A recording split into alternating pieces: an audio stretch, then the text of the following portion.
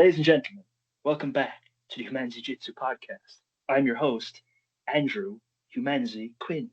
What is up, guys? And today I'm joined by someone who's been on the receiving end of my memeage lately.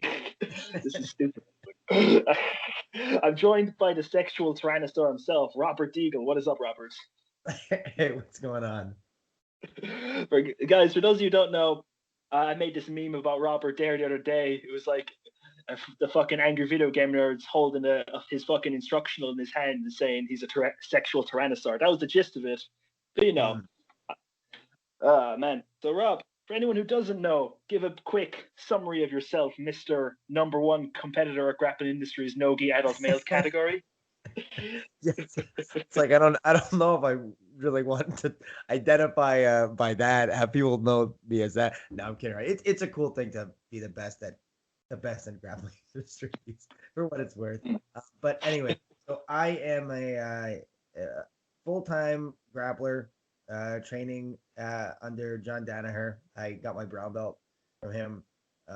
Formerly, I was a philosophy student at the City University of New York, Queens College, and I was originally planning on doing my PhD in philosophy and pursuing that direction with my life, but certain things which and we can talk about this on the podcast if it's interesting to you. I've talked about it on other podcasts, kind of why I veered away from academia, um, and why I decided to go into jujitsu instead. It's funny actually. I competed over the weekend. I taught some seminars and I a buddy of mine who I went to school with who is now doing his PhD. We were both applying to PhD programs together. He happens to live in Texas now, and we got to talking, and it's just so crazy to think about like the direction my life could have gone. And it's funny. He was like saying that he thinks that I did make the correct decision because academia at times there are some major downsides to it. But anyway, yeah, it's basically me in a nutshell. Hmm. See, is there any sort of This is one thing I was curious about. Is there any sort of misconceptions about like pursuing like a course in like philosophy that people don't really you tell someone, oh, I'm studying philosophy. They might just think you're sitting in a room all day saying why all day. Is there any sort of mysticism you want to dispel around that sort of thing? Well, so the thing is, you got to understand most of the undergraduates who are taking philosophy majors are planning on doing stuff like actually going into law school. Like most of the people I went to undergrad with they were going to go to law school or they were going to go to some other graduate school which had like no specific undergraduate major requirements. So like, everyone jokes around like, you get a philosophy degree, you're going to work at Starbucks.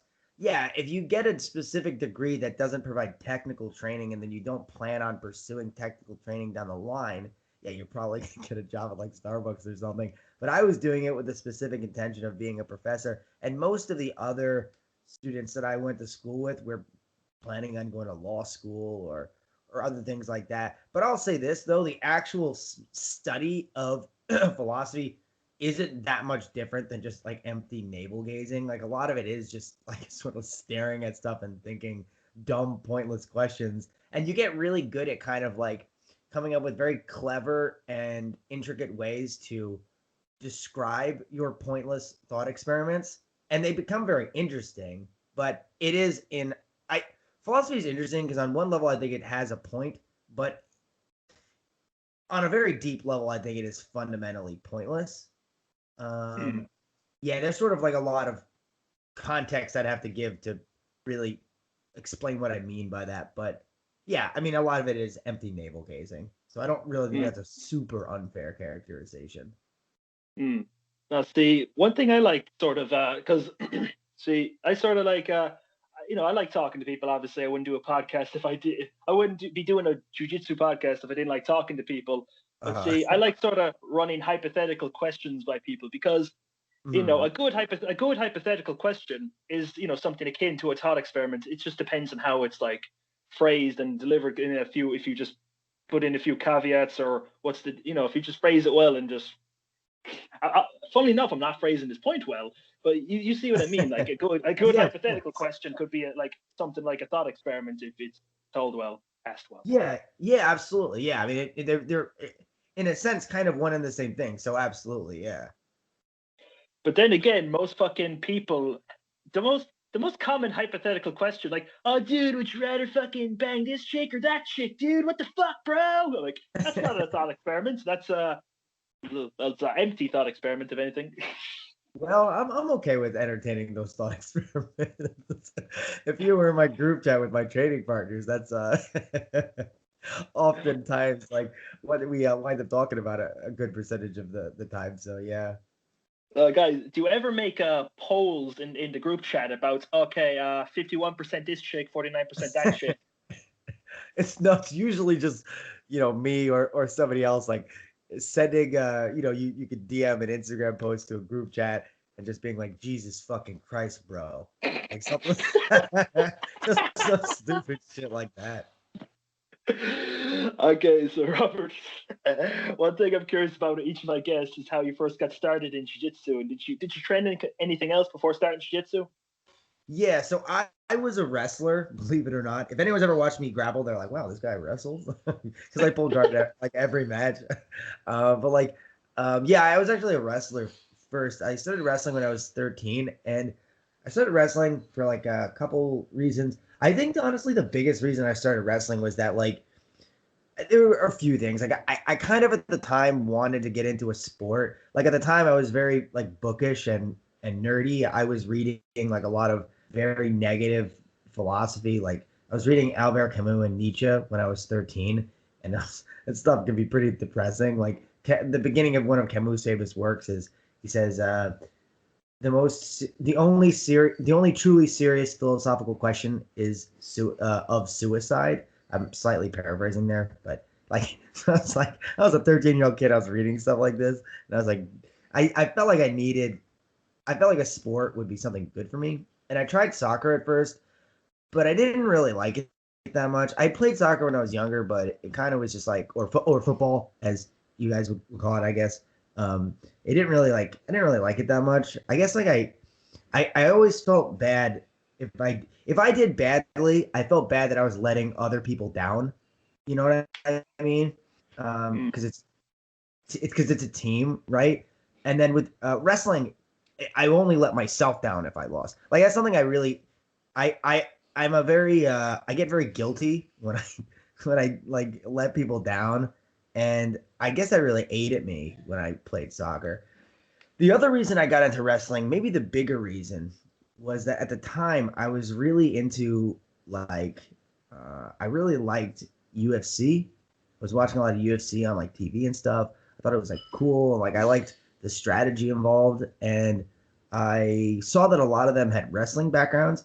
And at the time, I wasn't really thinking of being a fighter or anything like that. I just thought it would be cool to learn some of the things that they were doing. And so I had a friend on the wrestling team, and I figured, all right, fuck soccer. I'm gonna go give wrestling a try instead. And he got me on the team, and I wound up really liking it, and I felt like I really liked that even if I didn't do well, I didn't feel this guilt about letting other people down. Like there is a team, in wrestling, in high school settings, you do have like a team, but it is like at the end of the day, really everyone mostly cares about themselves, like whether they win or lose. Right, you're the one going out there. It's an individual sport at the end of the day. You have a team. That's how you build yourself up. But the performances, right? So it's interesting. It's both very cooperative, but it's cooperative in a sense without much burden on it. Whereas like a team sport, there's something of a burden of the cooperation, right? Because like you can really let people down. You still can in jiu-jitsu or wrestling, but it's not quite the same. Anyway, so like yeah, and I just wound up really liking wrestling, and I there were the things that I liked about wrestling are many of the same things I liked about jiu-jitsu, but there were certain things I didn't like about wrestling, and I would say the biggest thing I didn't like about wrestling, and this is not a criticism of wrestling broadly speaking, it's just a criticism of how I was taught wrestling, is that it was kind of like meatheady. Like there wasn't much strategy involved. Like my coaches would always just kind of hammer into us like attacking them and being well conditioned, which is well and good. You want to do those things, you want to be well conditioned, and you want to be aggressive, but there wasn't much strategy involved with it. And then so like I said, I liked UFC a lot, and the UFC fighters I liked the most were like the grapplers. Like I liked BJ Penn a lot. I liked a lot of the Japanese guys like Shinya Aoki, who not UFC, but I watched Dream as well. Aoki was fighting in Dream at the time. Dream doesn't exist anymore, and so pretty much as soon as wrestling ended, like the next week, I started jujitsu. So you could say, in a sense, like I kind of, I actually had wanted to do jujitsu when I was doing wrestling. I wanted to do both, but my parents wouldn't pay for jiu-jitsu when I was 13, and I didn't have a job, so I was fucking 13. So all I did was wrestling, and then by the time I had finished my senior wrestling season, I had a job. I was working at a pizzeria here in New York, so I could pay for my jiu-jitsu classes, and yeah, that's how I got into jiu-jitsu. And I'll say the biggest thing about jiu-jitsu that I liked over wrestling was there was a more overt emphasis on strategy. Like again, I want to be clear. Like I'm not saying wrestling doesn't have strategy because it definitely does. And at a higher level, I'm sure like the better coaches are much more strategic. Jiu-jitsu, just as it's taught, is usually more like overtly strategic, whereas sometimes, I feel like in like high school wrestling settings or middle school wrestling settings in the U.S., it's not really as strategic. To be fair, my high school wrestling coach was a history teacher.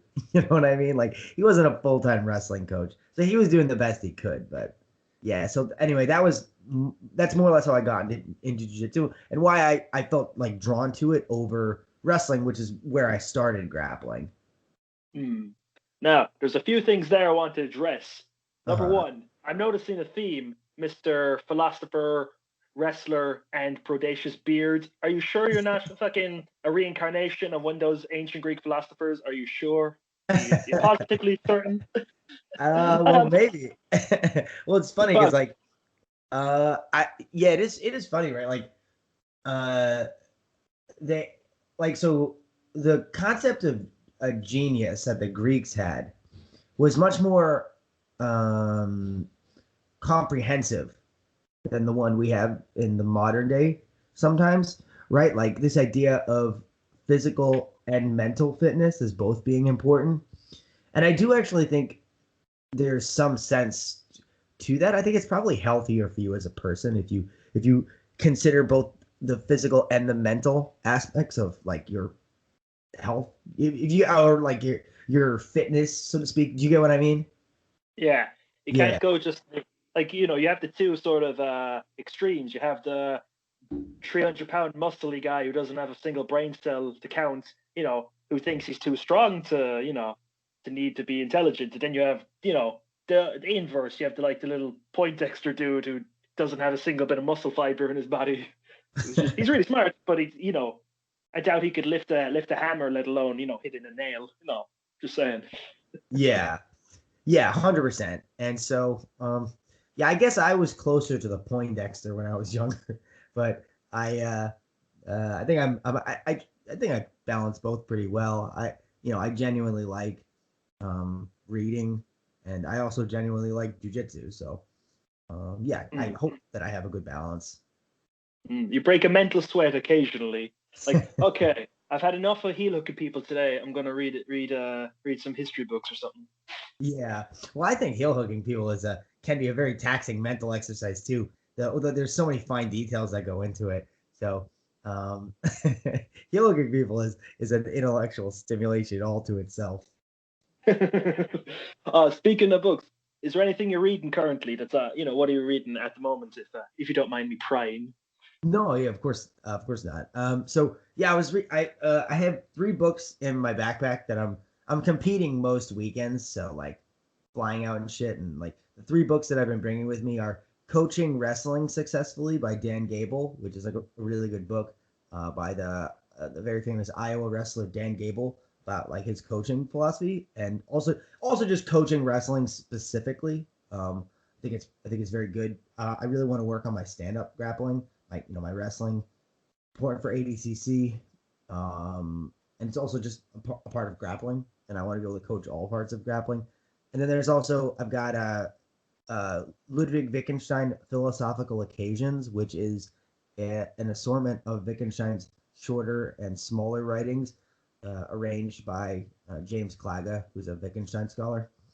Uh, and then I have uh, Ender's Game, which is a fiction book about strategy. It's about it's a sci-fi book basically. I've been reading that since I was a kid. I've probably read it like 30 times. It's one of my favorite books. I remember they put a movie out about that a few years ago. Had like Yeah, Harrison Ford in it. It was not received well, if memory serves me right. yeah, it was terrible, so bad. Like, is it one of those? Because we all know how the adaptations work when you get like a book to a movie. Did they just miss the whole point of the book, like in some adaptations? I think they kind of did. I only saw it once in the theaters, and I was with a girl, and I was more focused on trying to get laid than the movie, so I don't remember it super well. But like, yeah, but like for what I remember, first of all, the book is like, it's not super long, but it's not short either. And the Mm. movie does not pack in everything very well. I don't think it's a book that you could make into a movie very easily because it's kind of like very violent and dark. I mean, it's a book where like a young boy of like 10 years old murders, like literally murders multiple other young boys. So like, how do you make that into a movie? Like, I'm not sure, because like usually movies don't show children being killed. I mean, it happens, but it's kind of rare. And that movie was not rated R; it was rated PG-13. So yeah, it's sort of a movie that it's kind of like a weird. It doesn't really capture the book, like what makes it good, like at all. But yeah, I know it doesn't. I don't care that it exists. Like I'm not one of those fans of like there are some people who like books or comic books or something, and then the movie adaptation sucks, and then they get mad over it. That's not me because in my opinion, it doesn't matter. Like the book still exists. You know what I mean? Like it doesn't. There's only one adaptation that actually bothers me, and that's the Oh, that's the Watchmen adaptation. I don't know if you know the comic book Watchmen. Um, yeah. yeah, I love the comic. I think it's so good. And the reason why the adaptation bothers me is because it was so close to being good. It got the visuals right, but then they just did they just change things for no reason? Like, why would you like it's so dumb. Like some of the I don't want to spoil it to anyone that hasn't seen it, but I mean it's pretty old at this point, so like Oh wait, I thought was this the movie that came out in the 2010s, or was it the recent series on Amazon Prime you're talking about? well, both suck. Both suck Oh, hard. okay. Yeah, in my opinion, both suck very hard. But I'm talking about the original movie. The original movie is fucking. It sucks because it's so visually appealing. It's such a great movie on a visual level, but it's just like and even the actors are very fucking good. They all do a good job for the most part of capturing their characters, especially the guy who plays Rorschach. He does an awesome Hmm. job. Oh, But dude, he played Freddy Krueger in the yes, Nightmare on Elm Street reboot yeah, as same well. guy. Yeah, he's a fucking badass actor. It's just the movie's not good. They just change things for no reason. They kind of like butcher the plot. But yeah, that's that. So Rob, see, one thing I'm curious about is like since you've been really successful at competing at a at a format like Grappling Industries, the sort of round robin style, is there any Uh, sort of like thing you do to prepare for that as opposed to a standard tournament format? Because you are guaranteed more fights, so you obviously go in knowing you have.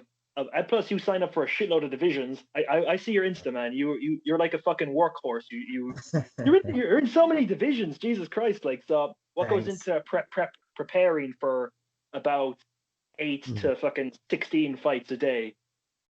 Yeah, so I mean, like, you have to understand why. So first of all, I'll explain like why I do so many divisions. I'm just trying to get matches, man. I just want the experience. I want to grow. I want to get better. To me, that's what competition is all about.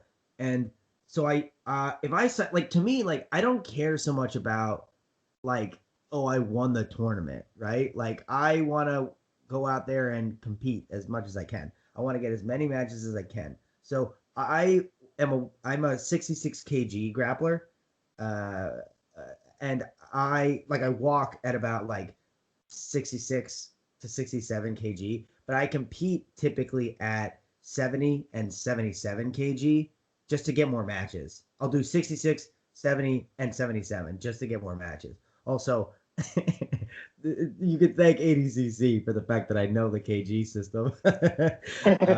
Yeah, as an American, I wouldn't normally know those things, but ADCC is an international tournament, so the weight classes are listed under kilograms, so that's why I learned them.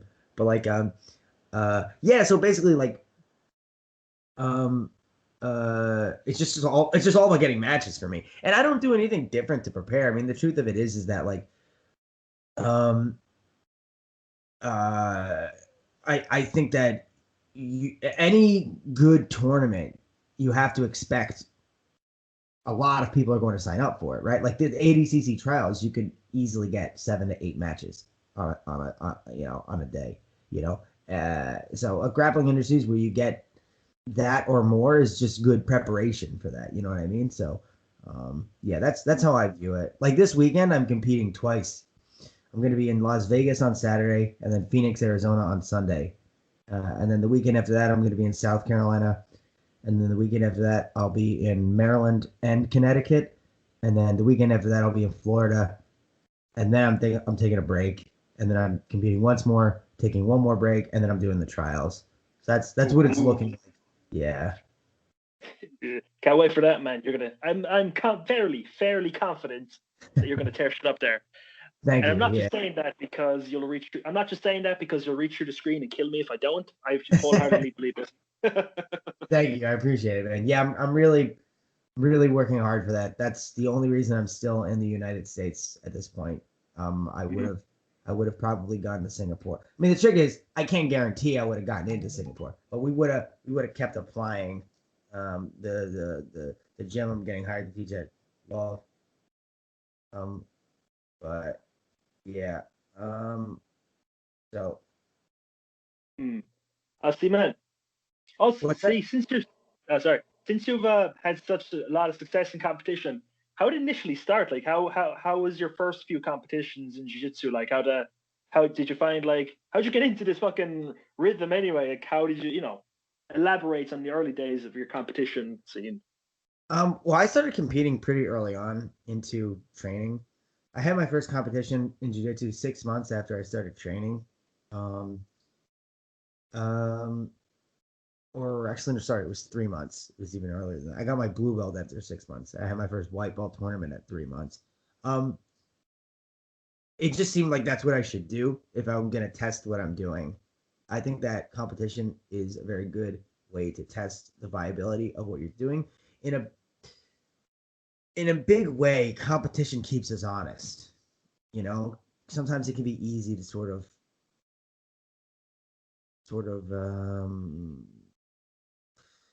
fade into laziness, allow just sort of stagnation to take over, and competition keeps us, or it doesn't necessarily, but it can keep us from stagnating.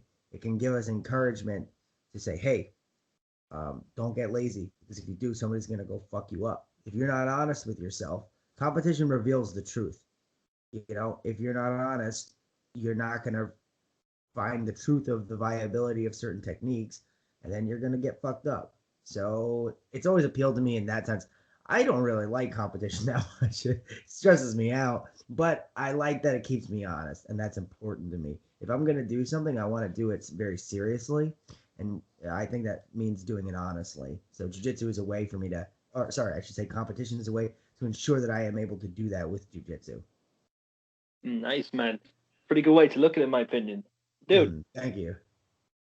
What would you say, like, did in your sort of early days? And if you say if the answer to this question is anything to do with heel hooks, I'm going to scream. What was the sort of favorite submission you caught in competition? Like, besides heel hook, obviously, anything else in the world will do. In my early days, it was the triangle, 100%. Yeah. I almost exclusively finished people with triangles and arm bars in my early days, but mostly triangles, to be honest. Um, I remember my first 6 matches, I got 5 triangles, and then I got one rear naked from the back. So I got one person's back. Um, yeah, but mostly triangles. I was like really obsessed with triangles, which is actually how I started to get into leg locks. Because what happened was people would stand up outside of my guard, and I couldn't triangle them anymore, obviously because their posture was too high. So I was like, okay, what target do I have available to me now? And it was their legs. So I started attacking their legs, and that's the triangle led directly into leg locks. Mm. Damn, man. Because obviously, if you're in certain positions, you'll be triangling your legs, Mister Cross Ashy. I don't know if that's the right terminology because you need like a translation book for John Danaher ease when you Uh-huh. want other positions.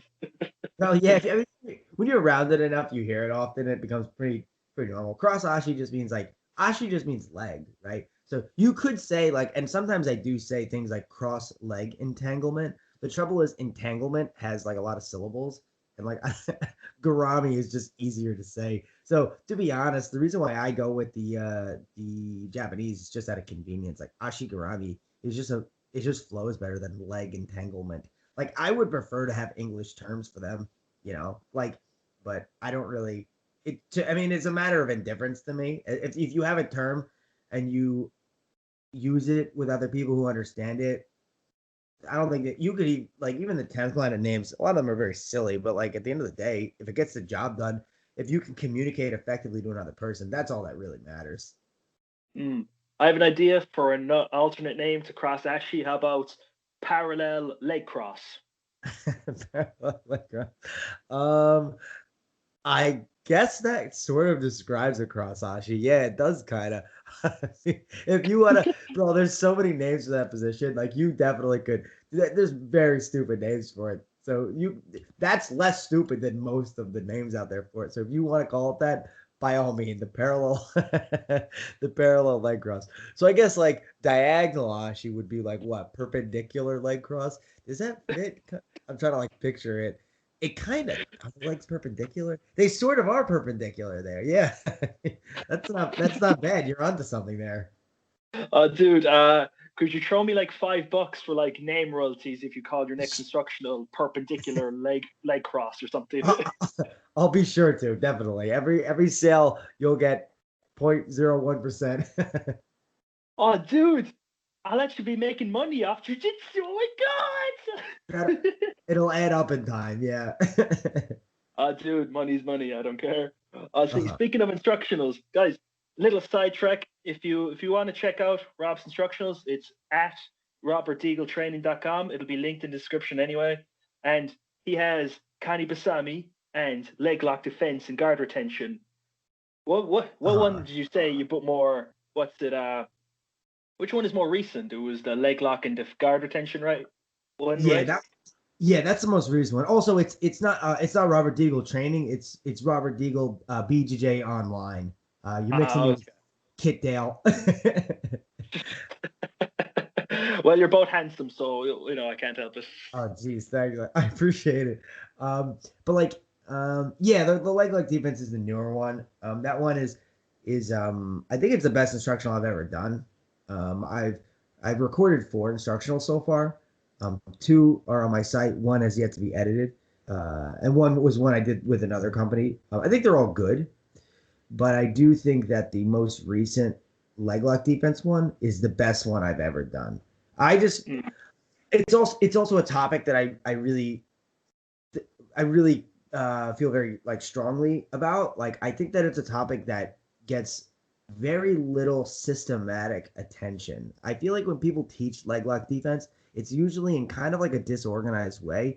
Whereas I think honestly the only way to really effectively tackle the topic is in a systematic way. Because like the truth is like when you get attacked with one leg entanglement or one leg lock, you're not that far off from other entanglements or other leg locks. Anytime you attack with a leg locks are different than arm locks in the sense that different in many ways. But one way that they're different is that with leg locks, there's always a certain sense of mutual opportunity where even if you have me in the most dominant possible entanglement, I can still, in a few moves, turn things around and begin countering and attacking you with leg locks. Whereas with arm locks, yes, there are certain opportunities that are mutual. Like, so for instance, sometimes, like Carlos Newton very famously he was getting attacked with a Kimura from a bottom half guard and he turned that into a straight arm lock of his own, right? So there is some mutual opportunity, but it's not to the same degree. With leg locks, there's a very high degree of mutual opportunity. Okay, so what that means is almost any time you attack with a leg lock, you have, if you want to be confident in doing so, you need to simultaneously be very confident in your leg lock defense. Okay, and so and it's just like, I think that the best way to tackle the topic is in an organized and systematic way. Because if you're going to jump in, you got to know all of it. So that's just my mindset about leg locks and leg lock defense. And um, so I really care about the topic a lot. And I don't think there are any good instructionals out there. I don't think, I think mine is like the only good one, to be honest. I can't even think of another one. The Eddie Cummings Jiu-Jitsu one is pretty good. It's not that long. He only covers a few things, but from what it shows, it's quite good. So that's kind of the only other one I can even think of. I don't even think anyone else has even made one other than those. But mine is much more comprehensive. Mine covers many, many more topics. So yeah, of course I'm biased. It's my own instructional, but I do legitimately think it's the best one out there. Oh, dude, that's the sort of inverse to how most people feel about their work. Some people are like super critical of their work. So, oh, dude, but man, I think that's quite telling. If people always have a look at their work with a certain lens of you're going to feel differently about it and stuff. But the fact that you think it's good and you're looking at it from a lens that you created, so I think that's something to be said. Yeah, thanks. I mean, to make no mistake, I'm also very self-critical. Like I can look at my instructionals, and I do think there is a lot to work on. I think my presentation needs a lot of work. I think that things like the lighting, I wish I set up better, things like that. There's always things to be improved. I think that the arrangement of the techniques on an instructional. So what's fortunate for me is that because I have my instructionals on my own website and I own the full rights to them, I can go back at any given moment and I can edit things. I'll never take something off that's been on because people might like it, but I'll go back, I'll add things. I'll put little addendums. I'll put new videos up. So I plan on they're kind of like living documents in a sense. So when I figure new shit out, I'm not opposed to throwing it up there, right? Like that's things that I'll do, and I can because it's my own website. So yeah, that's definitely something nice about having them on my own website. I say that's super helpful and stuff because like if anyone has ever made like a YouTube video, you know the pain because before I did podcasts and stuff when I was like still a teenager, I was doing like video game review videos. They were god awful, but like the second you click publish, you're like, oh fuck, I should have put this in or I should have cut this out. But the fact that you have that sort of arrangement on your website, you could sort of add and put other things in, chop stuff if it's not working and stuff. Or, I know you said you wouldn't do that, but the option is still there if you ever felt the need to. I say that's Yeah. way more handy as just as terms of content creation goes. Yeah, no, 100%. It's something very nice about the format of the content. Yeah, yeah. So I like it a lot. Um, so yeah. Anyway, nothing else to say about that. Oh, you mentioned that you're editing a new instruction. Like, obviously, I don't want you to give too much away because Uh-huh. life is like you had to savor surprises in life. But would I be correct in assuming, because I got a message about this, is your next big thing to be focusing on the arm saddle? Nudge, nudge, wink, Yes. wink. Yeah, yeah. Ooh. No, I mean, I want to market it, so I'll tell people it's the arm saddle. Yeah, yeah, it's the arm saddle. Well, the next one is it's not just the arm saddle. It's covering basically I'm covering modern joint lock offense, generally speaking. Mhm. I want to explain how I view the role of joint locks in jujitsu, generally speaking. Okay, and that includes I'm gonna show arm locks and leg locks. And from the arm lock side of things, there's a heavy emphasis on the arm saddle, which I believe is the best way to begin entangling an opponent's arms and attacking them in a no-gi context. I think it's far superior to any other arm entanglement and arm lock attacking strategy. I think the arm saddle is very, very underrated. And to my knowledge, no one has approached it in a systematic way. There are people who are quite good at it. For instance, Craig Jones is very good at it. I've seen Lachlan use it with a lot of success. Ross Nichols, I've seen use it with a lot of success. And I studied these guys, and I really started to like the position like a lot. But one of the things that sort of frustrated me about it was that there wasn't a lot of material out there on it, and also like it didn't seem like people were really diving deep on the position in the way that I think that they should have been, considering how valuable I thought that it was. And so I took that upon myself to jump into it. Like it's funny. Like I I was very interested in the arm saddle, and I never really even thought of it as a thing that people would give that much of a shit about. And then I put up a YouTube video on it, and just sort of like putting it up, but not like thinking too much about it. And it was my most well received YouTube technique video. And then I just sort of to see, I put up another one, and people also really liked it. So I was like, all right, people like the arm saddle. Like, and I, at the time, the arm saddle was sort of like a pet side project of mine. I mainly was teaching like leg lock seminars, and I would occasionally teach like back attack seminars. Most people know me for my leg locks and my back attacks, right? I mean, that's what most people know my team for, period, right? Like when you think of Danaher trained grapplers, things you most think of us, the things we all are good at are leg locks and back attacks. We all have our different emphases. For instance, you know, when people think of Ethan, they oftentimes think of triangles, right? He's very well known for that. When people think of Gordon, okay, oftentimes they think of like, you know, passing, right? When people think of Gary, they oftentimes think of flying attacks, right? Flying Kane Usami, rolling Victor rolls into the legs, etc. Right? Like, so we all have our sort of individual things that we're quite good at, but we have those shared things of the leg locks and the back attacks. But it was a really nice surprise to me that people were so enamored with the arm saddle, because I really love it, you know? And I really want to continue to develop it. And I think that the arm saddle can usher in a new era of arm locking offense in a no-gi setting. I don't think it will revolutionize things, but I do think that it will, because I think revolutionize is like a really strong term, but I do think it will. I do think if I continue to develop it and demonstrate its effectiveness in competition, I do think that people will start to see how underutilized this position is, and I do think it will spread in popularity. No, I don't think it'd be a stretch at all to say that that's sort of the eventuality that would come with high-level people such as, like you mentioned, Craig Jones, Lachlan, and of course the great Robert Degle. Don't know if you know him, but man, obviously, if high-level people are using it, and you know most people aren't familiar with it, and you're showing its effectiveness, and you know showing a bunch of different varied attacks from there, you know you're laying it out in a well-structured way, like in your upcoming instructional. I don't see why it's not a stretch to say that's gonna sort of what's it revolutionize the game, like you said, or what's I'm trying to think of that word. What's it? No, no. It'll just overall improve the sort of that sort of aspect of jiu-jitsu. That's not a controversial statement by any means.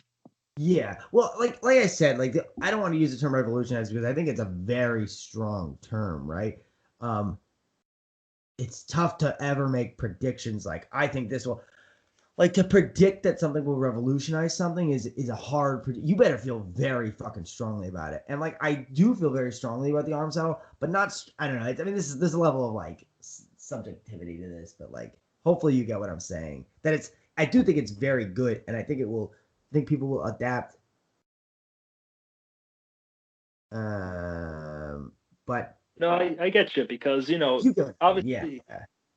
Obviously, with the advent of leg locks, no doubt it started out in a similar sort of arrangement. People, seeing leg locks, people don't really do leg locks that much. Okay, I'll show leg locks work, obviously, and thus we find ourselves in the good timeline. So I don't see how that same sort of scenario couldn't happen with arm saddle. Yeah, that's very likely. Right. Well, the difference is that there are some big differences between arm locks and leg locks that I think will keep the arm saddle from being quite as. I would say there was a revolution with leg lock attacks that I would feel comfortable with saying. The difference is the chief difference is that the arm saddle is something which largely becomes available in a single scenario, which is when you're dealing with somebody who's pressuring you and you're playing guard. You could also get an arm saddle from a top position when you have passed someone's guard. You won't really get it. So you won't really get an arm saddle if someone's standing. So arm locks, there are fewer opportunities to attain them than leg locks. But I would argue that whenever I would prefer to have an arm lock because the defensive reactions an arm lock produces are preferable to those that a leg lock produces. The defensive reactions a leg lock produces are still quite good for us. We can gain things from them that are quite positive, but they're not as advantageous as those we get from an arm lock, which so for instance, when someone typically defends an arm lock, there's two main ways people can defend joint locks. They can do so in an open fashion where their limbs are not connected and they're using the misalignment of their joints to stay safe. So like a hitchhiker escape or a turnout escape, right? Hitchhiker escape for an arm lock, turnout escape for a leg lock. That's where the limbs are not connected. Or they can do so in a closed fashion. So for instance, if I'm in a 50-50 and I close my legs, or I'm getting attacked by an armbar, so I grasp my hands, right? For instance, typically when someone tries to defend an arm lock and they grasp their hands together, right, in a closed fashion, they're going to almost always give you good opportunities to take their back, okay? Leg locks, by contrast, the primary defensive reaction they produce is that the man will bring his hips down to the mat in order to protect the space behind his knee. So one of the chief ways we expose a heel is by applying pressure to the back of the knee. Okay, you see this in a backside 50-50 or also in a far hip ashi. Okay, if you take a look at these positions, you'll see the chief mechanic being used to expose the heel is the application of pressure to the back of the knee. Okay, and you can hide that by bringing your hips down to the mat, which puts your knees in a situation where there's not much space behind them, and if there's not much space behind them, you can't really put pressure behind them. Okay, so the trick is that arm locks are harder to get into, but the defensive reactions they produce are stronger. If you gave me a good arm saddle, I would rather have that than almost any leg entanglement because you're going to have a stronger ability to get to someone's back. Okay, whereas with the leg locks, typically what it's going to make you do from a defensive perspective, if you don't want to get leg locks, oftentimes you'll sacrifice mobility and you'll bring your hips to the mat. In such a case, you can then get on top. But then you would still need to pass their guard and things like that. So you're farther away from their back. See, an interesting thought just occurred to me. Like since we're on, I was thinking about the cross ashy sort of arrangement, like the way you just phrase it, and we were talking about the perpendicular thing just there. I have two proposed names for arm saddle if you're up for it. These are two other names. But I'm just thinking because how about just bear with me because I come up one of my co-hosts on my topic episodes is a judo black belt, and he used that terminology, and we came up with a name for one position called Mitsubishi Gatami, like the car company Mitsubishi, but Gatami because why not? How about you call arm saddle Mitsubishi Gatami, or to keep with the sort of cross ashi motif, since judo arm locks called Juji Gatami, how about cross Juji or something? Yeah, I guess cross Juji would work. I usually call it side Juji Gatami if somebody really wants a Japanese name, but yeah, I guess cross could also work because you want kind of like across their body. So I call it the arm saddle. It's funny enough actually you bring up the cross ashi because the saddle is an alternative name for the cross ashi, and I see the arm saddle as being very much as the arm lock equivalent of the cross ashi or the saddle. So that's why I started calling it the arm saddle. It's just a dumb joke. No, that is good name, arm saddle. Like it is pretty, like you said, it is sort of akin to the leg equivalent of the saddle. Arm equivalent to the saddle. Sorry. So it is from a actuarial standpoint, it makes a lot of sense. But I just thinking with the sort of consistency and stuff, I just think that'd be cool. Or how about slanted juji or jumbled juji or juju? I like jumbled juji. That's the best one you go with. I actually like the jumbled juji name. That's pretty good. I think I'm gonna use in the future as a joke the jumbled juji. But yeah. Get that written on the back of your rash guard. It's Jumbo Juji, Jungle Juji time or something. Jumbo Juji. I'll say it's jumbled Juji time, and I'll say it. I'll put Humanzi. It'll be like a quote. It'll be like Humanzi underneath with like a dash. Speaking of quotes, I actually do have a quite prophetic quote or philosophical one, and I made this up. I don't want to hear anyone say otherwise because I coined this term. It is, don't start a leg fight you can't leg win. Air quote Humanzi.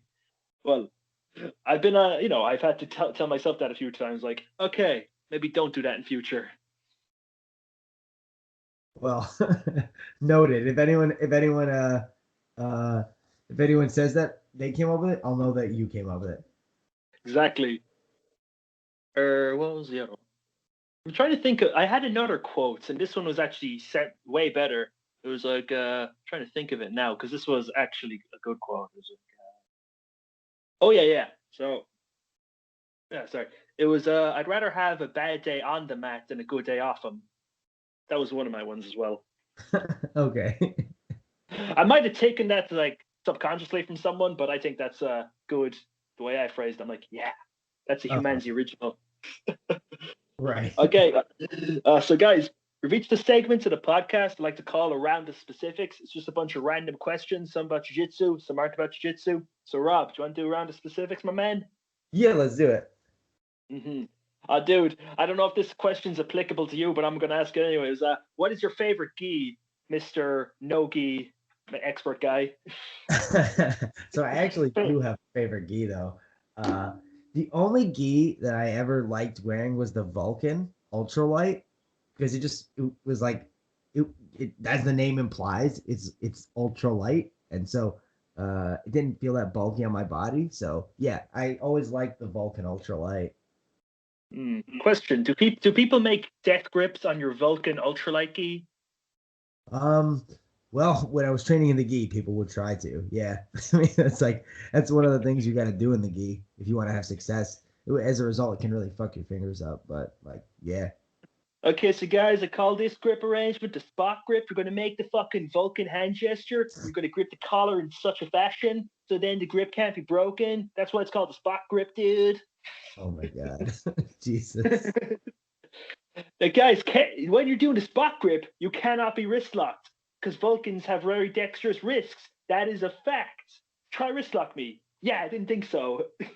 Well, the trouble is you're probably gonna fuck your own fingers up. Like that's one of the issues with the gi is that there's this almost like sense in which like you need to grip very hard, but it can cause a lot of damage to your fingers as a result. I mean, like I used to sort of tape my fingers up when I did the gi, but like, yeah, that was a contributing factor to why I don't train in the gi anymore. Too much small digit injuries. You know what I mean? Mm. Too Oh, many. dude, man, I nearly broke my fucking toe recently in gi training. Uh-huh. Yeah, Uh, that's sort of thing too. Yeah, that's very common in the gi. But yeah, I mean, not to say that there's not injuries in nogi too, but I actually think nogi is safer, funnily enough. I just love lapel guard too much. And to be fair, I've actually won stuff in the gi, so I'm like, okay, maybe I'll stick with this little safety net here. I just prefer gi. There's nothing wrong with I mean both are like there's nothing wrong with preferring one. You know what I mean? Like respect athletes in both sports. In fact, in some sense, I'm kind of envious of gi competitors because I think the gi competitive infrastructure is a little better. It's better developed than the no-gi one. The no-gi one is kind of a shit show. So if I could go back, I'd probably have focused on the gi, to be honest. Like, I actually did an episode about this recently, why people dislike the IBGF.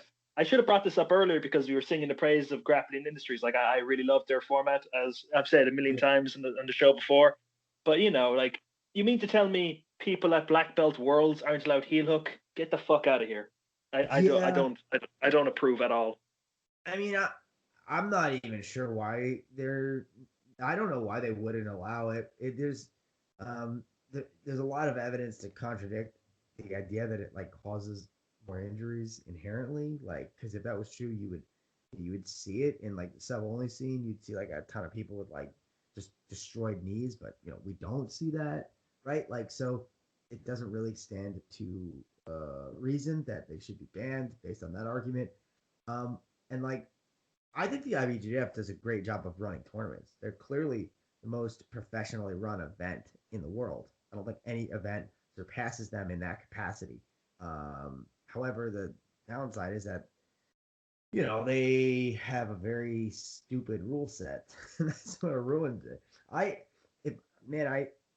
like the IBJJF in some sense, and more I would be more than willing to compete for them more frequently, if not for the fact that they just have a terrible rule set. It's a really bad rule set, which, it's like T-ball. It's like the T-ball version of jiu-jitsu. It's like being a Nogi world champion in the IBJJF is like, it's like, you're the best T-ball player on the planet. Okay, what does that mean? You're not playing the actual game. You know what I mean? Yeah. It's like winning the Tour de France with stabilizers on your bike. Yeah, exactly. It's like you didn't win the actual game. You know what I mean? So congratulations, I guess. Okay.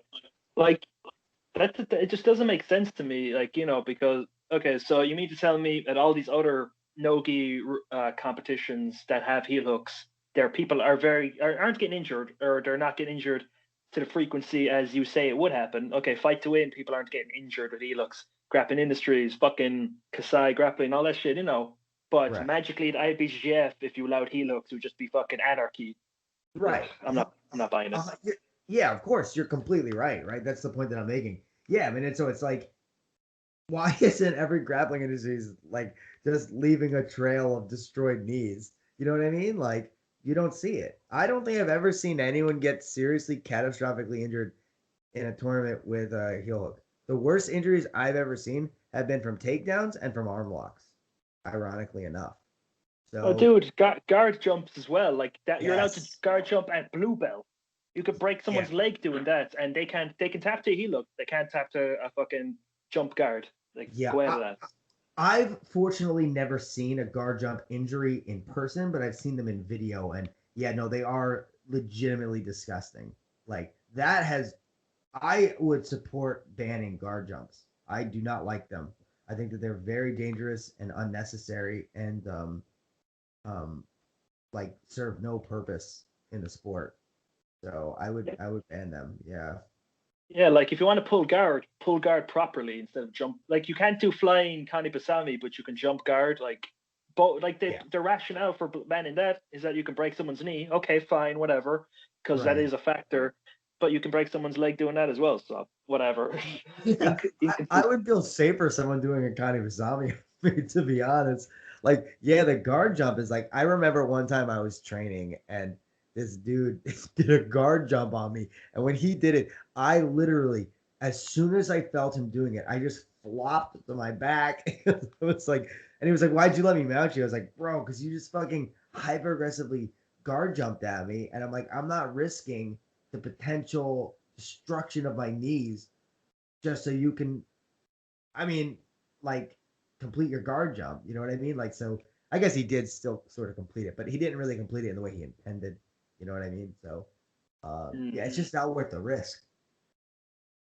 See, that's why I like fight to win, because if you pull guard or if you jump guard, you get immediately punished with a fucking slam, especially the big wind Oh up where they yeah, like jump in the air and like put everything instantly, like land on their knees. That's glorious. yeah. The fight to win rule set has some major issues, specifically the whole counting submissions thing, which is kind of like vague and like kind of dumb. But yeah, I like that too. I think if you're gonna allow guard jumps, you should allow slams. You know, Mm. a slam is less dangerous than a guard jump. I would much rather get slammed than have a guard jump. You get slammed, worst thing that's gonna happen probably is you're gonna break a rib. Worst thing that's gonna happen, which is a bone. Worst thing that's gonna happen for a guard jump, you're gonna destroy both your knees and have to have reconstructive surgery, and they're never fully gonna be the same again. Yeah. So I'll take a broken rib over that. 100%, man. See, what was your favorite TV show growing up if you had one? Wow, what a shift. Catastrophic knee injuries to favorite TV show as a kid. Well, it's a segment about jiu-jitsu questions and non-jiu-jitsu questions. Bit of Right, variety right. for people. Right, in of course, case yeah. in case someone who doesn't do jiu-jitsu is listening to my podcast for whatever reason, jitsu's in the name, for God's sake. Sure, yeah. Uh, uh, Probably Goosebumps. Um, I mean, I had a lot of shows I liked as a kid, just like any kid, obviously, right? Like, um, probably the one I still watch nowadays is Goosebumps. I really like Goosebumps. I think it's like a really fun kids show. Like, it's really entertaining. Like, the episodes are really silly, terrible acting, horrible effects, but it's just like really like like I like so bad it's good horror movies. Like, I'm a big fan of those, and that TV show is like that to a T. Like, it's terrible, but it's good because it's terrible. And I liked it as a kid, and I still like it now. I legitimately can watch that show for hours and be entertained. Um, yeah. Hmm. Is there any movie that you've seen that you describe as underrated in your opinion? Um, yeah. Okay. Yes. Not just one movie, but a series of movies. So I don't know Ooh. if yeah, I don't know if you've seen my Star Wars prequel trilogy rant on Instagram, but I actually love the Star Wars prequels. I think the Star Wars prequels are more entertaining. Now, people are gonna hate me for this. I think they're more entertaining than the original trilogy. Okay, they're not better. They're just more entertaining. Okay, I am an old school hardcore Star Wars fan. Okay, I grew up watching the movies. I played all the video games. I read all the books. I played the role playing game, like the tabletop role playing game. Um, I'm not. I guess you could call me a casual fan nowadays, but back in the day, I was very much a hardcore fan. And I loved the prequels, and I still do. They're so meme worthy. There's so much quality meme content to be drawn from them. Like, there's much more meme content to be drawn than from the original trilogies. And I also think that people are way too harsh on like some of the negative aspects of the prequels. Like, the originals have like so many silly things in them that people just let them get away with. Granted, like, it's less than the prequels, but I kind of like the silly stuff. Like, to me, it's just fun. Like, I don't watch Star Wars and take it super seriously. I think if you do, you're kind of missing the point of Star Wars.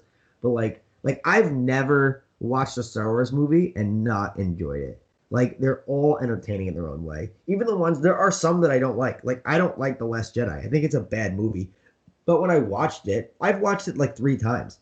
I still think it's entertaining. Like, it's still a movie that I can put on and be entertained by. I think there are major flaws in it, but it's still entertaining. So if somebody says to me like, okay, the prequels are bad movies, I won't even really argue. I just think they're entertaining.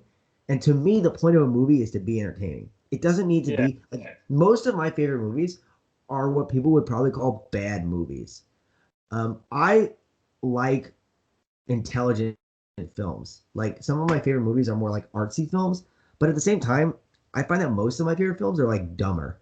Because like, to me, it's like I don't need a movie to try to beat me over the head with a deep point. I'm just here to watch cool shit happen on screen. So like, I love King Kong. I love Godzilla. I like monster movies. Like, maybe that's dumb, but whatever, man. Those are the kind of things I oftentimes find myself liking. And the prequels fit right into that same like category. Mm. I mean, I'll give The Last Jedi a bit of credit, to be fair. At least it tried to do something new and tried to subvert your expectations and tried to throw a wrench into the Right. work. It didn't succeed, but at least it Yeah. tried. It ventured out to try something new and not just spoon feed you the same shit over and over again. It didn't work out in its favor, but Yeah. trying is admirable in my opinion. But I then The guess Last Jedi, what's it? The Rise of Skywalker. That's it. The last right. one. It just walked back everything. Like, if it had stuck with what they changed, I would have respected it a lot more. But no, they fucked it up. Well, That's why that one's way worse than Last Jedi, in my opinion. Well, it's funny. I have a totally different opinion. I love the Rise of Skywalker, and like when people say like, but people are like, oh, but the Last Jedi tried to shake it up, bro. I don't want them to shake it up. Like, I like Star Wars. I like the formula. They could keep making the same formulaic shit over and over again, and I'll like it. I don't need new stuff in Star Wars. Like, I know what I'm getting, and I'm when I go into it, and I like that. So, but I do also respect the idea that like I do get like here's the trick. I'm not opposed to new stuff. I just don't want it to be new stuff that like I just thought it was bad. You know what I mean? And honestly, I thought the Rise of Skywalker was awesome. I liked Palpatine. I liked the twist. I don't want to ruin it. I liked the big twist about Rey. I don't want to ruin it. But I like the characters. I really like the new actors. I think they're really good. Um, I thought the whole thing was good. And like, yes, you're absolutely right. It was formulaic Star Wars bullshit. But that's what I fucking wanted. That's what I was going in there for. So yeah, I got what I wanted basically. Yeah, no complaints on my end. You were a satisfied customer there. You're like, yeah, I got what Yes. I want. Oh, did you play Jedi Fallen Order? No, that's a little bit after my time. That was right when I kind of stopped with my Star Wars fan interest. Oh my god, dude, that completely salvages it. That made me forgive all the shitty Star Wars ness, and like that game. It came out like last year, man. It is so good. It's like Yeah, it's a game. You know, EA made that game. I fucking hate EA, but that made me forgive them a little because they made a game that didn't suck. right. A rarity. Oh my god, it's so good. What is it? Uh, A surprise, but a pleasant one, to be sure. What is that? Obi-Wan, I think. oh, that was uh, that was Palpatine after he got elected in episode one. oh, you're right. Yes, yes. Okay. I can't believe I'm mixing my memes up. You're right. You're right. Uh, So surely good. you can do. Surely you can do better. Yeah, no, you're right. I'm so sorry. Oh man, Plus, that was Count Dooku in episode two. Like, surely you can do better. I'll be having a meme about that soon. right, Wait, right. just you Well, wait. if you want to make any Star Wars prequel memes involving me, I more than approve. So feel free. Dude, please tell me you follow prequel memes on Reddit. You're in r/prequel memes. Yes, big fan. I love prequel memes. I go on there all the time. They're so good. Robert, what was your first video game console and what was your favorite game on it? My first one ever was probably a Game Boy. Um, and Pokemon. The original Pokemon was definitely my favorite game. I still have my original Game Boy, and I still have my original Pokemon Blue, and I still play them. Ooh. Yeah, I still play them on flights sometimes. I have a Nintendo DS now that someone gave me in Tennessee at a seminar. Yeah, someone gave me a Nintendo DS at a seminar. That's like one of the nicest things anyone's done for me at a seminar. Uh, Aww. yeah, this guy just gave me. He's like he heard that I was like an old school Nintendo game fan. So when I was a kid, I played a lot of Nintendo games. So he heard that I was a fan of old Nintendo games. So he brought a DS with some games and he gave it to me at a seminar. And I like that one. The new games are awesome. They're really really fun. But man, I don't know. It's probably just nostalgia. But the old game, it is definitely just nostalgia. But the old games, fuck man, they're so fucking good. They're like I can't get enough of them. Mm. Yo, Rob, might I propose something, a little challenge, as it were? If we ever meet in person, we're going to bring our Game Boys and our link cables because you Pokemon Blue, I Pokemon Red. We're going to finally settle which version is better. We have to make it happen. I'm down. And dude, I plan on coming back to Ireland many times. I really Ireland. I was talking to Gary Rooney about this recently. That is one of the countries that I felt most welcomed in that I've ever visited. Like I would say the countries with the most overwhelmingly friendly people that I've ever visited were Ireland and India. Those two countries where I mean I've liked everywhere I've visited and people have been welcoming, very welcoming everywhere. But the most overwhelmingly welcoming and friendly people have been the Irish and were the Indians when I visited. So yeah, I 100% will come back. I wish I had more time when I was in Ireland. I was only in Dublin for like 3 days, and it was so fucking beautiful. It was so nice. So yeah, I 100% will come back to Ireland, and you should come to whatever seminars I do when I'm there. Of course, I will, man. See, I Yeah, only thank you. found out about you like in the past few months, like after you'd already left Ireland. I'm like, oh, why couldn't I fucking found out about him? Like, but to be fair, like I don't keep up with fucking everything in the jiu-jitsu world. It's a really Right. bad habit I wish I could shake, but I'm fucking lazy in some regards. It's weird. Yeah, well, now that you're doing the podcast, I'm sure you're going to start to get more involved and like see things and like you're probably going to be forced to by virtue of running the podcast, and it'll be good for you. Uh, you'll you'll be more exposed to the community and such. Hmm. Oh well. Oh wait, we got a bit of while we're talking about Ireland, are you up for the crack? The what? I don't know what is that. How don't you know that expression? You were you were only in Ireland for 3 days. Are you up for the crack? It's CRAIC. That means fun, good time, laugh with the boys. Are you up for the Ah, crack? okay. Yeah, I was very up for the crack when I was in Ireland. I had so much fun. I explored Dublin with Max Lolly and Gary Rudy, and it was a really fucking good time. We were at the Trinity College, I think was the name, and there were Yeah. like some Irish writing, and they're like, Rob, read that out loud, and I was like, Siam Hagen Galarga Naga. Like just obviously I could not pronounce it, but like that was why it was funny. Yeah. Oh, dude, did you get to see the fucking Book of Kells while you were there? No, that's in the library, right? Yeah, see, it's this fucking really ancient tome that they found in a fucking bog and they restored it. And see, they have it in a fucking glass case and they turn one page every day, very Wow. delicate, like, because it was found in a fucking bog, Yeah, it's in a ditch under a fucking water, dirt, all this shit.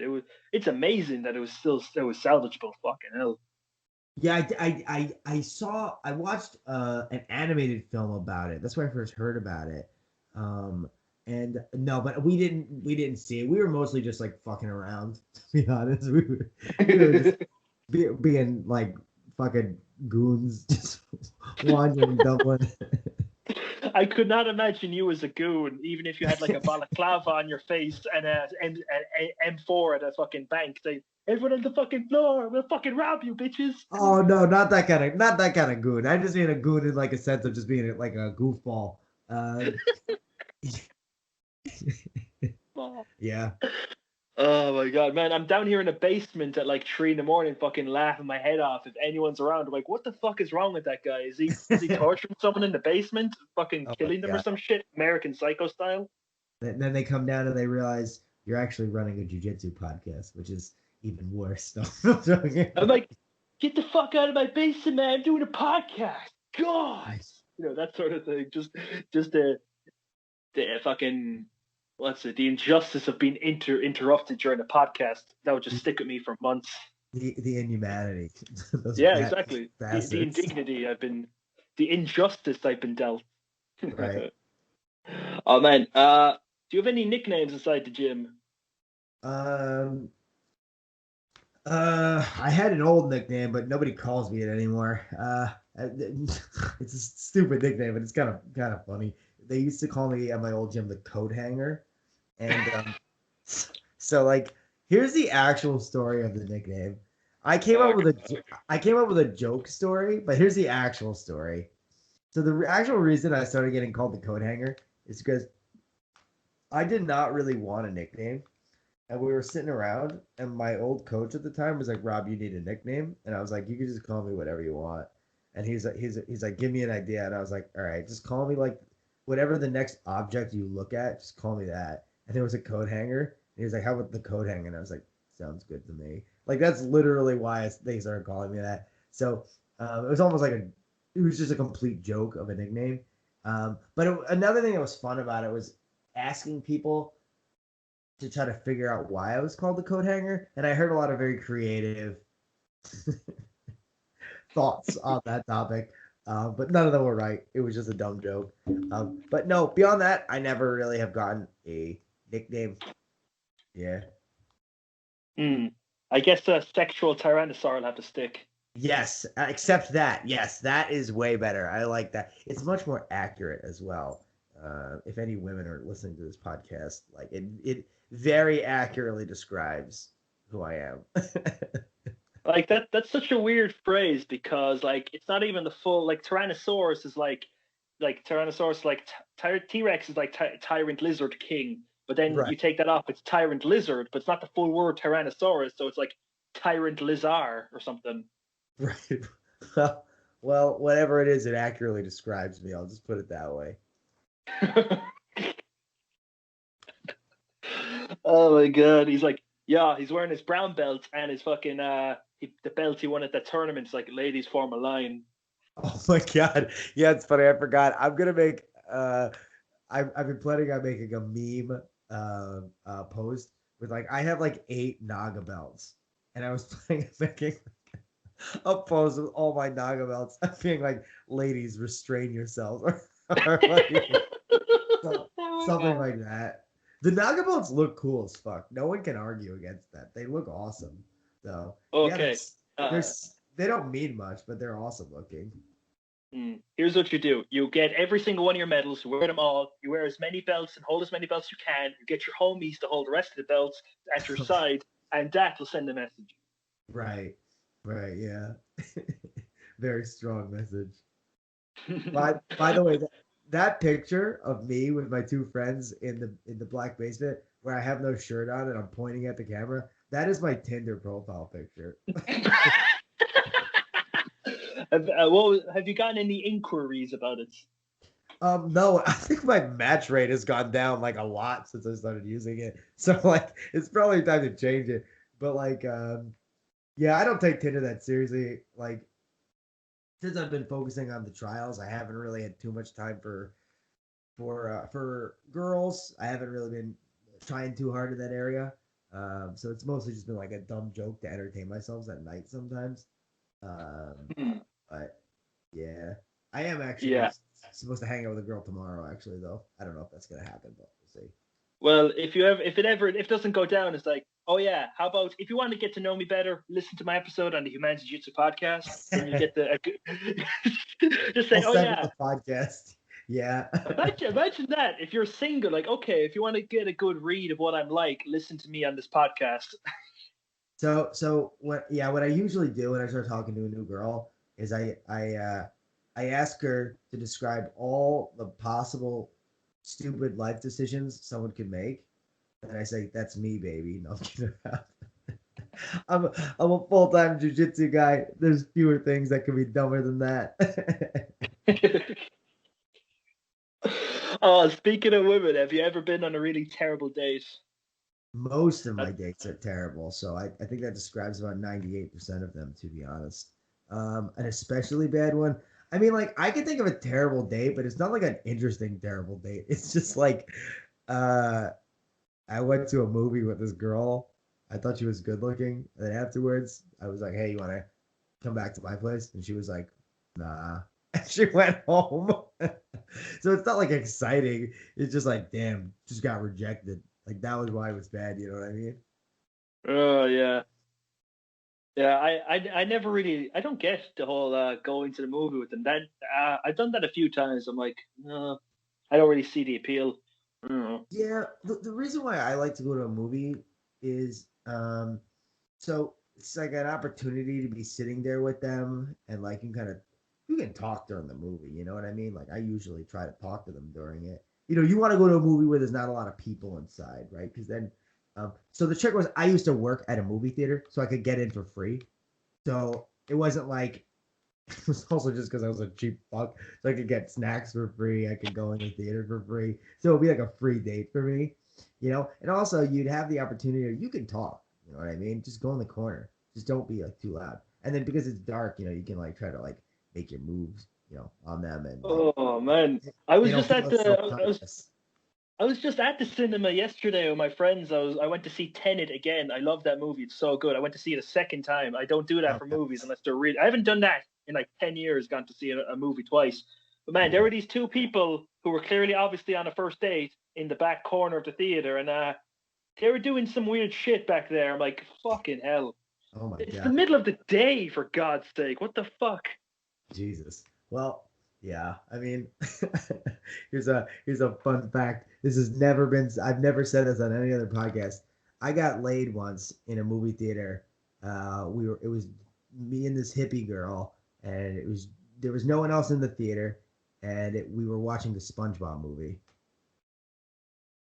Which one? The one from 2004 or the one from 2013? The better one, the 2013 one. That one's much better in my opinion. Huh.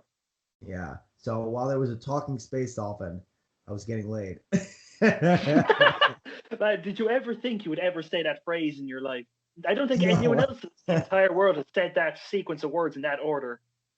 Probably not. Yeah, well, it's always got to be a first, and this time it was me. Yeah, that's worthy of a world record right there. But that's in the description for the podcast. Rob talks about the time he got laid with a stalking space dolphin on the screen. That sounds like a fucking bad DMT trip, not a not a trip That to the movie movie theater. is like an acid trip. It's such a bizarre movie. It's like an experimental SpongeBob art house film. You know what I mean?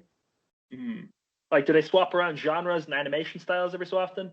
Yes. Yeah. Have you ever seen that movie? I've seen clips and stuff, but I've never gotten around to seeing it. Like, I like the first SpongeBob movie. I don't know Yeah. why people give it a bum rap. I just like it. Yeah. It's so. Just from my perspective, I really think the first SpongeBob movie is good but bland. The second one is psychotic. It's insane. It goes all over the place. There's like 5 different animation styles. The story makes no sense, but I highly recommend it because it's like an art house SpongeBob film. It's like, what are they going to do next? It's like, oh, okay, now we're doing this. Okay, I wasn't expecting that. Like, there's aliens in the movie. There's a talking space dolphin. You know, like there's literal like fucking dimension traveling in that film, and it's a SpongeBob movie. Yeah, so I seriously highly recommend it. It's really good. Man, I'll have to look into it. Fucking yeah, you should see Tenet, by the way. That's a great movie. Have you seen it yet? No, the trailers look amazing. I Dude, definitely the will see trailers it. don't do it service, man. I don't think the trailers were good the way they were made, but man, the movie is fucking Okay. phenomenal. I mean, I thought the trailers looked pretty decent, but I mean, if you're saying it's even better than that, I'm sure it's great. I mean, he's a great director too, Christopher Nolan. Like, I like all of his movies, especially Interstellar. I think Interstellar is awesome. Um, but yeah, I think all his movies are pretty good. Hmm. Oh man, if you could time travel to any historical period, where would you go and why? Um, hmm. Yeah, it's interesting. Do I have to live there permanently or just for a short period? No, you can go, stay for like a minute, see if you like it, and then leave. You don't have to stay there, and Okay. you can change stuff without affecting the timeline you come from because that's the only feasible way time travel could work. Right. Okay. Well, I would be very interested to go early into I would be very interested to go into like the 1940s and 50s in Singapore. Because I'm moving to Singapore, I'm really into like history, and I kind of like have been reading a lot about Singaporean history. And I think the 40s and the 50s in Singapore was a very interesting time period as they gained their independence from Britain, and they started to sort of carve their own identity out as a nation. And I think the political turmoil of that period was like totally insane. And I would love to, if I could somehow be there and sort of see like what actually happened in some of these meetings and like some of this some of this like stuff going on. Like, yeah. So right now, that because that's kind of what I've been thinking about lately. Hmm. Oh man, we got a bit of a moral conundrum here if you're up for it. Shoot, yeah, sure. Man, would you rather cure cancer or solve world hunger? Oh man. Well, I think I'd have to go with World Hunger. I think that's more people. I would guess. I think that would. Hmm. No, I see your reasoning because who knows? Maybe one of the hungry kids will grow up to cure cancer, so you get a 2-for-1 deal. Yeah, I guess that's true. I was mainly just thinking like I think in terms of pure numbers, I would have to guess more people are starving than have cancer. I don't know, I could be wrong, but I Hmm. think I think that there's probably more starving people out there than people that have cancer. I'm Hmm. not sure. Plus, think about it. Think about this. Like, there's so many cancer charities, so many cancer research things. If cancer suddenly disappeared, so many people would be out of a job. They'd be Oh like, my "Oh fuck, god. we're Yo, all screwed." you can't say that. Bro, that's fucked. No, that's too far. No, I'm uh, just thinking that just occurred to me one day. I'm like, imagine hypothetically if cancer just vanished suddenly. So many of those people would be out of work. Like, well, shit. oh my god. Yeah, I guess that's not how I would think about it, but sure, I guess so. Yeah, that's that's a fuck, that's a fucked way to think about it. Well, man, that's the way my fucking weird ass mind works. Fair enough. Dude, Fair enough. dude, I have a fucking mohawk and I call myself Humanzi. Of course, my mind is fucked. I can't argue with that. That seems accurate.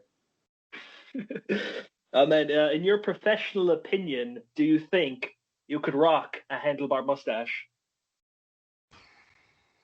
Um, you might find out pretty soon because I've debated shaving the beard and going mustache only for a while. Mm. Uh, so you may find out at some point. I Might I think suggest a good in between? How about the general custer, where you just shave your chin but have the big bushy beard all around it? yeah. Oh man. Maybe. That's a goofy one, right? Like possibly. We'll see. For now, Mm. I've decided I'm not gonna shave until after the trials. I'm gonna go full like fucking caveman until then, and then after the Mm. trials, we'll see what I do. After the trials, I'm moving to Singapore, and typically Asian girls prefer clean shaven guys, so I might shave, the Mm. ladies. Well, they might like the caveman vibe, depending. Possibly. Asian girls, in my experience, tend to not like it as much because Asian guys usually do not have as much facial hair. Though I have seen Asian guys with some pretty good beards, but on average, it's you see it less.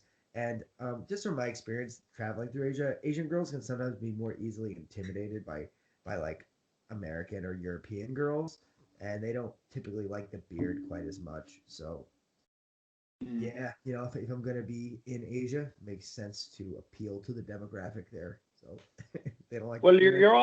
you're already a foreign delicacy, and you're a phenomenal grappler. What more do they want?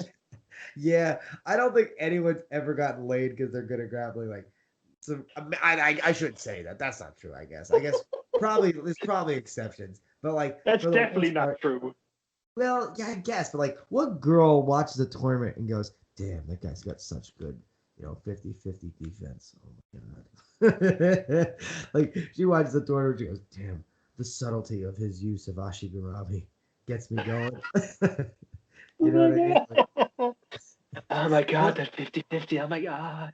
yeah, no girl has ever thought that to herself. So, yeah, I don't think that'll be a factor. But the foreign delicacy thing, I guess so. Whenever you're a novelty, this is something I've noticed while I've been traveling. Whenever you're a novelty somewhere, it makes things certainly easier. I'll put it that way. Ooh. I'll Well, keep it's that kind in of like, mind if I ever go traveling. I'll keep that in mind. well, so like for instance, have you ever been to the U.S.? No, I was supposed to go over, but then the fucking Corona shit happened, and Right. that got thrown away. All right. So I'm telling you, bro, when you come to the U.S., you are gonna clean up here. Like these American girls, like they're gonna hear your accent and they're gonna be falling all over you. Like it makes things so much easier. Like I had such an easy time of it in Europe. Like it was so easy, and it's the same thing with you guys over here. Because whenever there's a novelty factor, it just makes things easier, right? Like I get it. When I talk to a girl who's from a place I've never been, or there's something interesting about her in that regard, that makes me more interested in her. So it's the same thing with girls. When like I for instance, like would talk to girls and like I'd be like the first American that they had ever gone on a date with or something. You know what I mean? Like it adds a novelty factor to it, so it helps things out pretty. Oh, Rob, have you ever considered being a dating coach as well as a jiu-jitsu coach? No, you don't want dating advice from me. Trust me. I could just imagine you on the mat with this chick. Okay, so guys, so obviously halfway through, you don't want there to be awkward silence, so you gotta make fucking small talk. You can't just use boilerplate shit. You gotta fucking be creative, man. And obviously, the arm around the shoulder thing, that never actually works. That's fucking overplayed to death. Do something fucking original, guys. That sort of thing. Well, yeah, I guess so. I mostly just wing it. I think I have I used a shotgun method. Just keep trying as many people as possible. And I have the general belief that trying to systemize, like a lot of guys want to have a system for getting laid. And there's some sense in which certain elements of the process can be systemized, but largely it's like you can't really systemize it because you're dealing with other individuals who may or may not want to fuck you. And that's the chief factor involved in the process. So like the only thing you can really do as far as I'm concerned is not be a slob, not be unhygienic, not be a fucking weird creep, and just keep shooting your shot as consistently as you can, and that's all that can be said about it. If you want to call that a system, you can. But there's a lot of charlatans out there that will like tell you other things about like you've got to do this, this, this, and this. It's like I don't know. You don't really. A lot of it's random. Like just do those things, and I guess be generally confident in who you are. I think generally, like if I meet a girl and she's like constantly shitting all over herself, that's not. No one's attracted to that. Period. Point blank. So like, yeah. But those are like general pieces of advice. You know what I mean? But like as for coaching, I don't think you want to be coached by me on that. The only thing you want me to coach you on is jujitsu, and if you're writing a paper on Wittgenstein, I can help you out with that. But beyond that, you don't want to get coached by me. Oh man, like, do you ever see these YouTube ads of like these fucking dating coaches? Like I saw an ad that, no joke, on YouTube. It was a fucking skippable ad. It was 48 fucking minutes long. It was like, Wow. okay, this is how it started. Yo, guys, do you ever fucking have a fucking text message thing on Tinder not go well, or it's dying, your one doesn't respond? How about you use this secret text message method? I'm going to teach you 20 fucking minutes into this 47-minute video, and Right. once you click the link, go to my website, sign up to my mail list, and send me fucking $5 a month. Then I'll tell you how to fucking do this, and it'll just be some stupid bullshit that's a fucking money making scheme. Oh my god, that shit drives me crazy. Yeah, well, that stuff is obviously just a scam. It's just some guy trying to make money off of people. Um, I haven't seen that one, but I mean, I can imagine what it is. It's just stupid bullshit. Mm. Oh man, get back to the questions. There's only a few left. So, what would you Uh, say? What would you say is your jiu-jitsu spirit animal if you have one? that's a good one. Used to be, I would say a turtle. But I don't. I'm trying to not be have it be a turtle anymore because I was Mm. always mainly interested in defense before offense. So I guess that's the turtle, right? It goes into a shell and such. Um,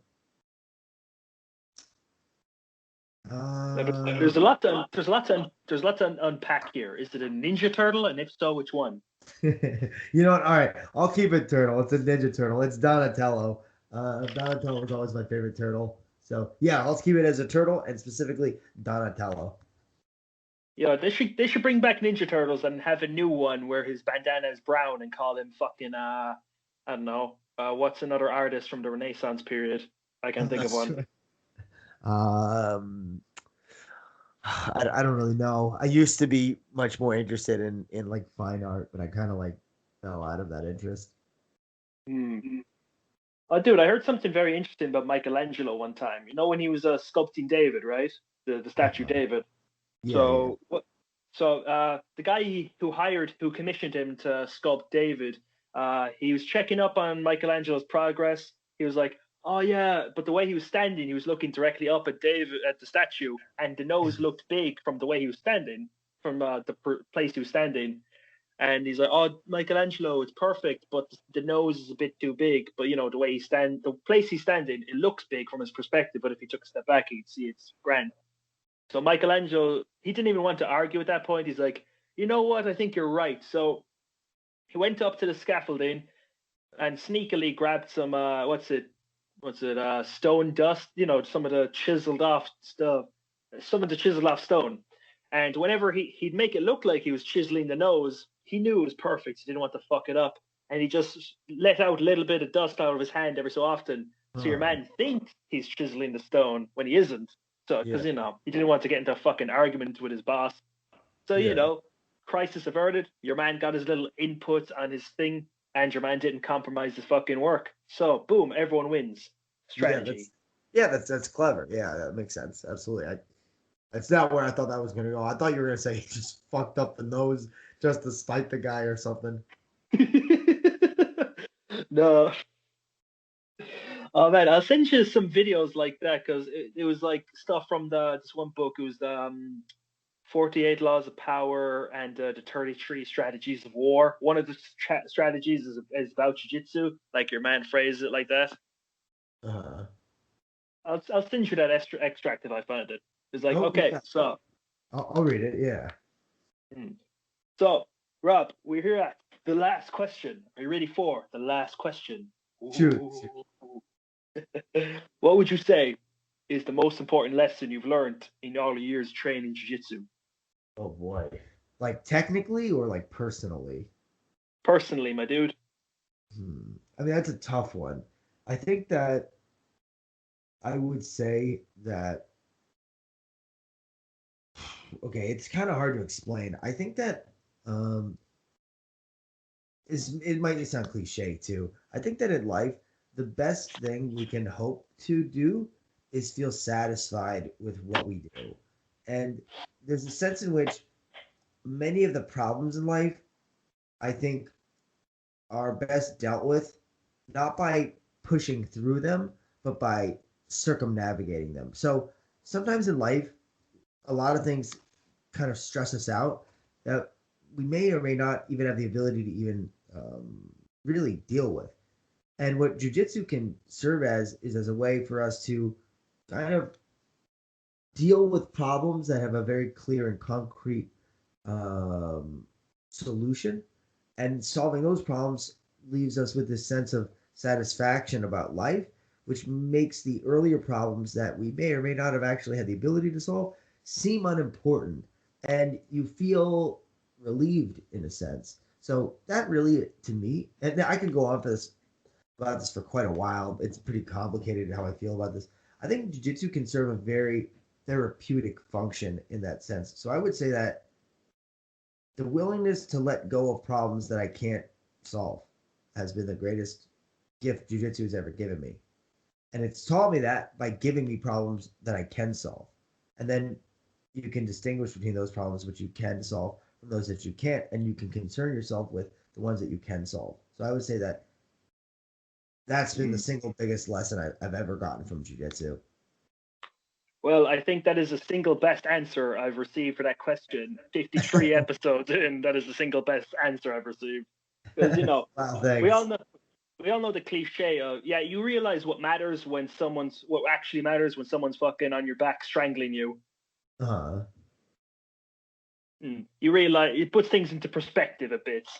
yeah, yeah. Well, yeah, I mean, because like you ever have one of those training sessions when you feel like so exhausted but so good?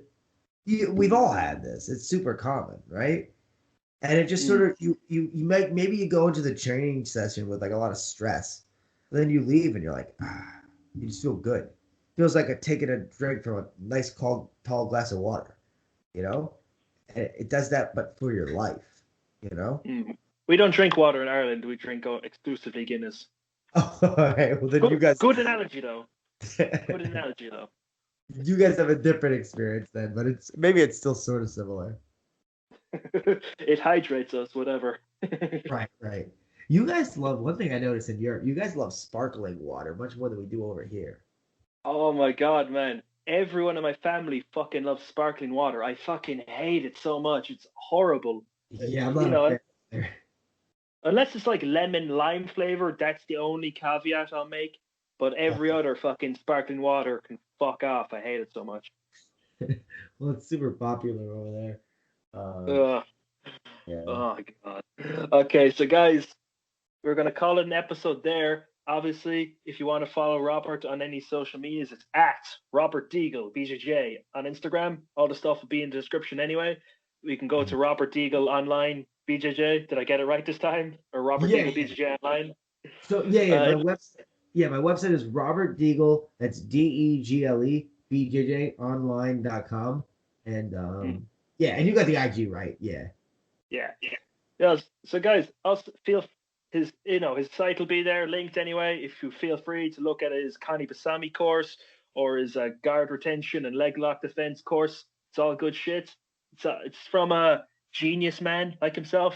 Obviously, you can follow me on me. You can follow me at Humanzeejitzu podcast. Be sure to follow my co-host. Their stuff will be in the bio. Support us on Patreon if you want to get the episodes early, plus get access to Patreon exclusive episodes, which will be coming soon. I fucking promise the Patreon will be worth it soon. So, Robert, do you have anything to say before we shoot off? No, just thanks for having me. I had a good time. I thought the questions were really fun, much like sillier than like a lot of other podcasts, and I liked the tone. You know, it was fun. Mm.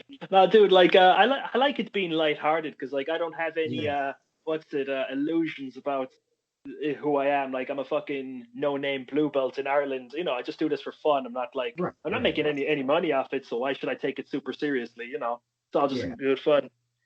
But I think that's gonna. What I suspect will happen is if you keep doing this, I think that that attitude of fun will actually lead the podcast to becoming popular because sometimes when things are too serious, it is less entertaining to listen to. You know what I mean?